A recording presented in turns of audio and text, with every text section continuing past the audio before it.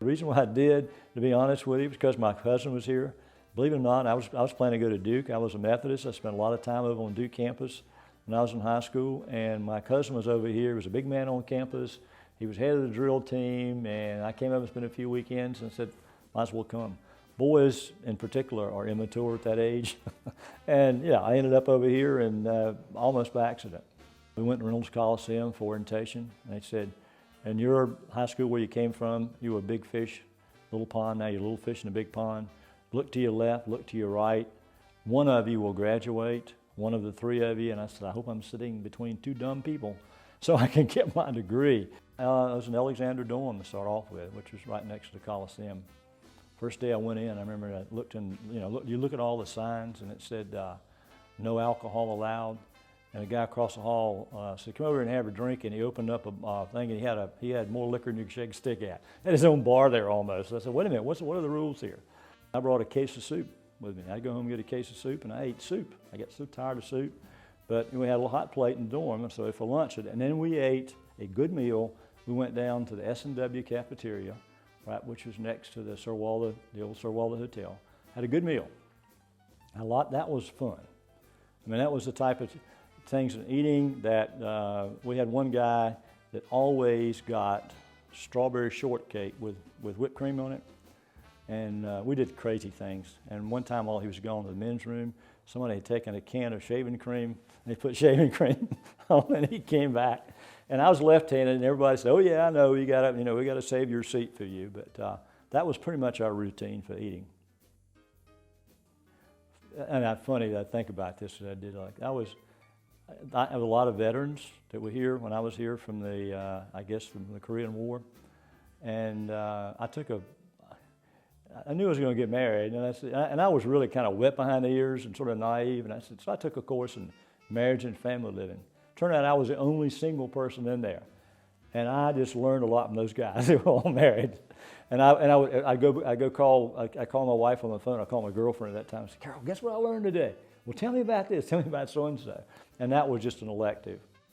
I had a job parking cars because we were in Alexander Dorm right next to the Coliseum. In those days, Reynolds Coliseum had the best entertainment in North Carolina. They had, well, I'm going to say some names that probably don't mean anything to y'all, but Ray Anthony's big band and Count Basie and the Ice Capades. I mean, the biggest entertainment was there. And we parked cars, and 30 minutes after the program started, I could go inside and watch it. So I was fortunate to see a lot of good entertainment that I didn't have to pay for.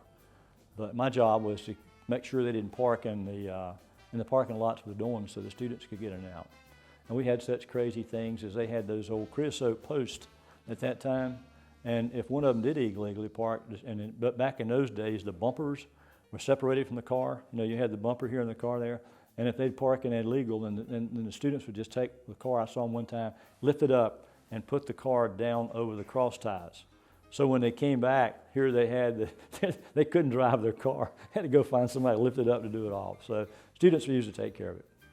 I ended up getting I think it was a 1953 Chevrolet. And guys would ride back to school with me, and they paid me $2, plus they had to agree to fix the flats. Because I had a trunk full of recap tires, and you knew you were going to have a flat tire. But that was part of the deal, $2, and you got to help me change the tires, because you knew you were going to have a flat tire. You're doing that. Just the feeling of it's us. And if you're a Wolfpacker, you're NC State, it's like you're part of a family, and we're different. We're different than Carolina. I mean, we don't have to brag and talk about all the things we've accomplished and all. It's just like, okay, and in fact, my thinking about NC State, and having been very familiar with Chapel Hill and State too, I say you go to Carolina to get an education, you go to State to get a job. I mean, I know people are coming out of Carolina, get an education, but they can't get a job.